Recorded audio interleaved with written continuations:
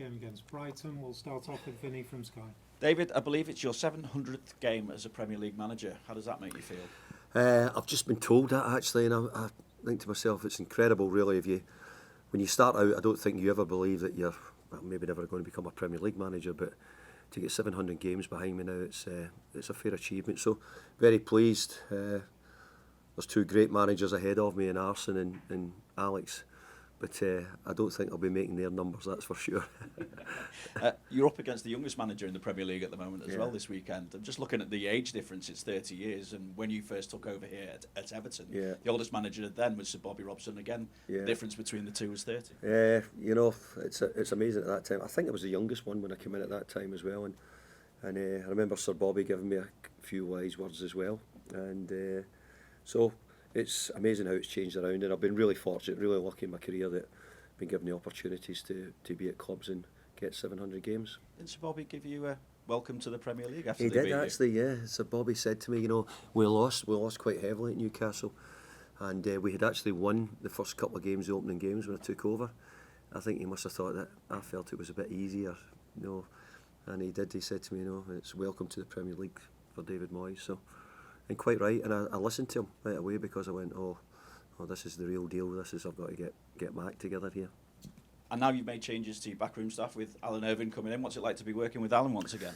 Well, it's great to have Alan back, you know. But I've got Billy, I've got Alan, I've got Bainsy, I've got Charlie. They're all my assistants, you know. So they'll all be given the same title. They'll all be working under me. They'll all be delegated with certain roles and jobs to do behind the scenes. But I think more importantly, I've got great trust in Alan and his loyalty and how he performs and how he works. And I've been with Billy for so long now. He knows me inside out. So it's really important that I do have people, especially I think with the situation we're in and where we are as a club at the moment. Let's get it done and try and get to the end of the season and make sure that we're a Premier League team. What's Hill did with Charlie as well as set-piece coach? Well, there is no such thing actually as there's no coaching courses to become a set-piece coach. You know, people train themselves up and I think it will become something. I've got to say, probably all the associations will be looking at in the future. But I think I was always looking for somebody who would be good at understanding deliveries, understanding striking in the ball, etc. But it's just a part of the job which, if you can give it over and pass it over and delegate it in some way. And I just felt that Charlie's into the summer. We'll see how he does in the meantime, and hopefully we can score a few more goals if possible. Looking at delivery from set pieces as well, any update on Dwight McNeil and where he's at? Yeah, I've got a little bit update in Dwight. It looks like Dwight's probably going to have to have some surgery on his knee. Today he's not. Today he's tried, so it looks like we're probably going to have to get him back to the specialist and see. I'm saying surgery, it might be decide something else, but he's going to go back and see the specialist again. How much of a blow do you look at that?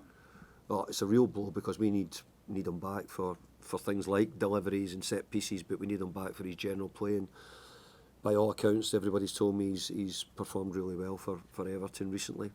So not to have him just now is a big blow. You said you were playing catch up when it came to recruitment. So have you been able to catch up now, and how likely do you feel it is that you'll be able to? Yeah, I'm trying to catch up where we are. But I'm also finding out a lot more about maybe some restrictions and things that we can do and we can't do.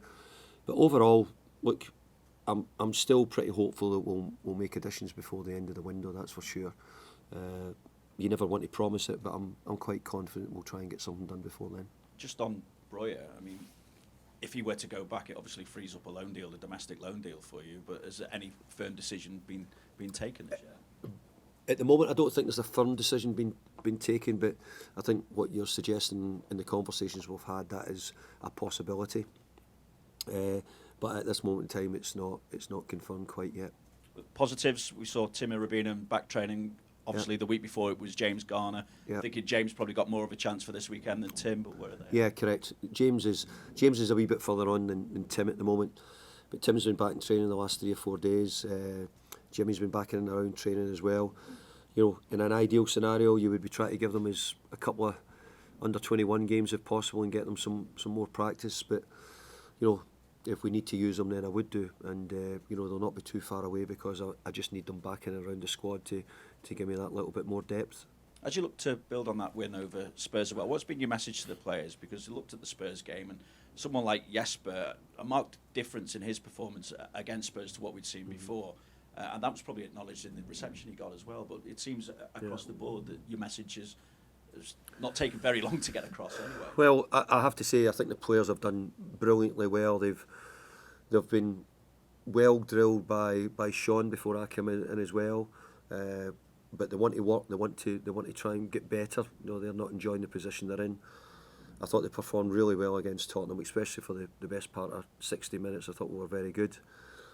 We probably ran as far as we've done in any game this season, which is always a good indication that the players are at it.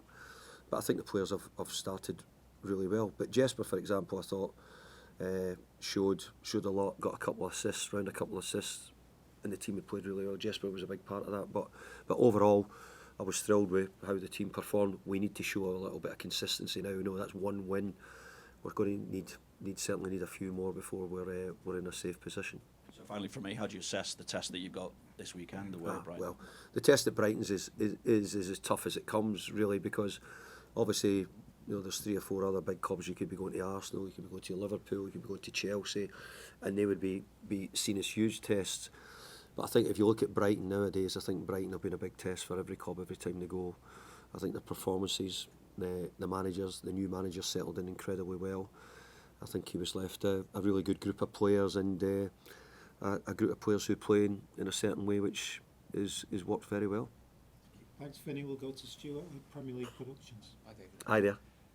Away wins have obviously been hard to come by for Everton this season. I just wonder how you solve that issue. Well, this is my first away game, so I'm not quite sure yet if I've got the answer to that. But I think there's a lot of football we're seeing in the Premier League. You know, you're going to have to suffer at different times. We'll certainly will have to do that against Brighton because of their ability with the ball. And I think over the years, Everton have been pretty good. I think if you look at the draws they've picked up recently, away, I think it was away at Arsenal and away at Chelsea, was it? Or away at City, yeah, we've had some good draws from those games. So I think the basis there is if we can try and be hard to beat, hard to play against. But obviously, what we want to do is we just started to do is create more chances, give ourselves more chances of winning the game by the opportunities. You mentioned Charlie Adam coming on board as well, and I just wonder if that shows how important set pieces really are in the Premier League, delivery of set pieces at both ends of the field. Well, it's huge if you can get. I mean, obviously, I mentioned earlier that, you know, there isn't probably a set piece coaching course at the moment, if you want to put it that way. But there's a lot of coaches who've developed into it. They put huge amount of work into it. They study. They look. You know, they look at how the opposition. You know, they're looking at the practices of some of the really good teams. So I'm going to ask Charlie to do the same and help us a little bit. I hope we can do it. I mean, obviously, it's very difficult to score from set pieces if you don't have a really good deliverer. You know, you look at the quality Declan Rice is putting in at the moment for Arsenal. It's nearly on the money every time he's delivering it. And I have to say, us losing Dwight McNeil is a real blow. So sometimes you can say your set piece coach isn't very good at it, but maybe before you even get to the fine details, maybe the delivery doesn't work quite as good. So look, we're giving him a go. We're giving Charlie a go to see if he can help us. And you know, if we could score another 2 or 3 goals from set pieces between now and the end of the season, it'll help our goal tally and hopefully help us get more points. Just finally on the impact of the Spurs win, just on the club this week, just in morale, in terms of mood, on players and staff, what that has done in the last week. Well, I can only say because I've only been in a week, but I've got to say it felt really good coming in this week because it was to win it against Tottenham. And you mustn't forget how good a side Tottenham are. Tottenham are a really, really good side, and especially their attacking play, which they showed at different times. So for us to get a good positive result at Goodison was really helpful, and I think it's given everybody a lift. As I said, we need to try and find a way of building on it and sort of keeping it in a bit of stability with it as well. Thanks, Stuart. We'll go to Julia.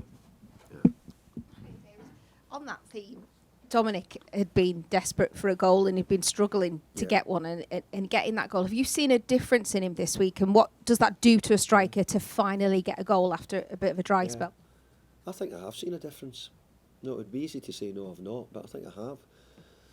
I think there's just a wee bit more of the eye of the tiger. I think I look at him a wee bit and I think, you quite enjoyed. He got rightly praised for his performance at the weekend. I was still saying he should have probably scored a couple more, and we talked about it as well. But maybe a wee bit of tough love with him as well. Needs to be told, but also needs to be given the confidence and shown that, look, you can do it. You've got all the capabilities. If I'm a centre forward, I wouldn't be complaining about the opportunities that the team have made him in the last couple of games. He's been given 3 or 4 really big chances, so he's taken one. We'd like him to take more and hope that he keeps playing the way he has done last week. I was reading some comments from Idrissa Gana Gueye this week as well. He was talking about working with you since you've come in, and he had a great performance against Tottenham as well. As somebody who has been there, done it, he's a leader in his qualities. Is he the type of player you look to right now to lead some of them when it's difficult? Well, I think his experience for us just now will be hugely important. I think he does great for his age. He covers the ground. He does a lot of good things. So I do, and I think at this period in time we need a bit of experience to make sure we can try and get ourselves through any of the difficult moments. But you're right. I think he's played well in the last couple of games as well. I think he done a good job against Aston Villa, and he done in the main a really good job against Tottenham as well. You just said there you're hopeful to make some additions. Were those targets already here by the club? And I guess I'm asking, how are you working with the director of football? Who has that final say? I agree. Most of the targets have already been in this. Obviously, I've come in and I've been able to throw my tuppence worth in and around it and see some things and look and. But the people here have been the ones who've been working on it probably for the last 3 or 4 months. So I'm listening to them, seeing what they've got to do. But in the past, we've always signed players here at this club which have gone on, been either great characters. There have been people who've had longevity at the club. I hope the people we brought in the past had a wee bit of DNA connection with this club and what we would want. So I'm keen to involve all that back into what we're bringing in. But obviously we're in such a short period to try and get that right. It makes it quite difficult. No, you don't get much time to see them. But I hope that we are able to bring a couple of players in. We need it. We'll need to add a couple of players in the squad. That's my feeling. Can I just check on the fitness of Seamus, and is there any other no new injuries? No, Seamus isn't available. I've said Dwight isn't available, and the other ones are just as it is. So apart from that, I think everything's much the same. Will Seamus still travel though, given his leadership? I hope he is travelling. Actually, I never checked that out just now, but I think Seamus is probably travelling with us. Yes. Thanks, Julia. We'll go to Will. Hi, David. Hi there. Just when it comes to recruitment, is it a bit of a balancing act, say, getting in someone experienced but maybe hasn't played a lot in the first half of the season, take a bit of time, compared to someone like an Ernest Newman who'll be coming in as raw and you've got to hone them? If you ultimately got to weigh up what will be better? Well, the other part of the last player, he said he's never played in the Premier League before, he's never been here, so you have to weigh that up as well. So all those bits add into,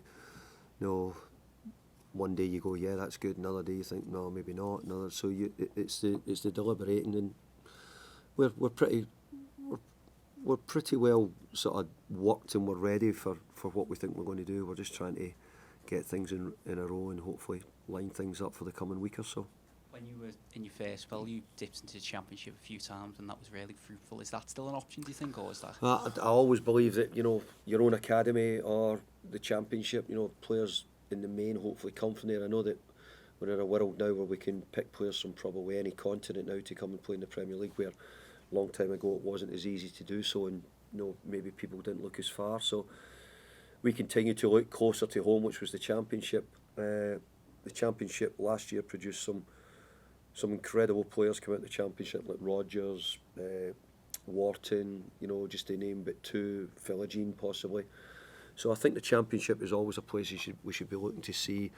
I think possibly at the position we're in just now, we could probably do with a couple of seasoned players if possible, but if not, we still need to get a couple in to help us with the numbers, etc.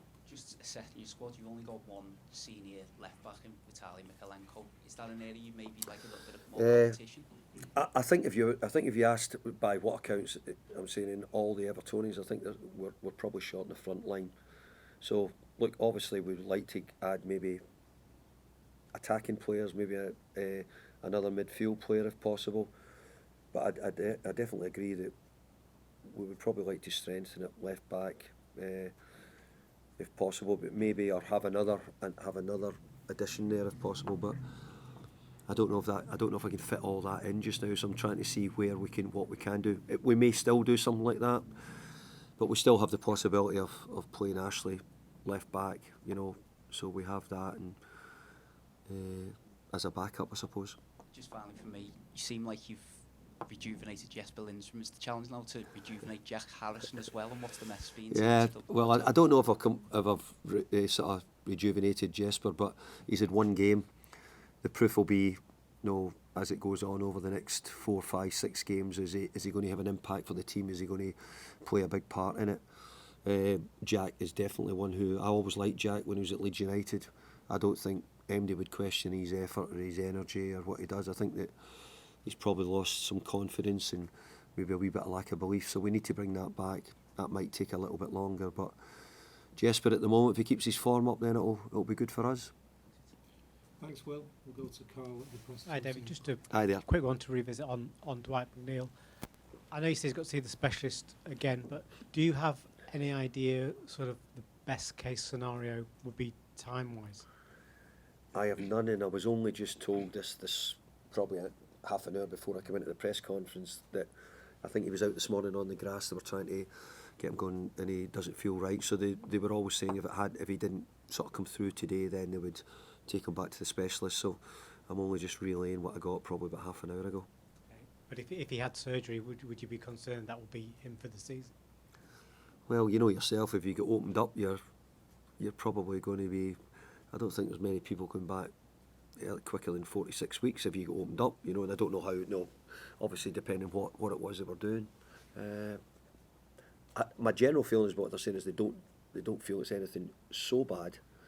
It's not like he's got a cruciate or anything like that. Or I don't think so. So hopefully he'll be okay. Thanks, Carl. Any further questions in the open section before we move on? No? Okay, thank you. David. Bye, thank you. Safe travels in this. Thank you, yeah.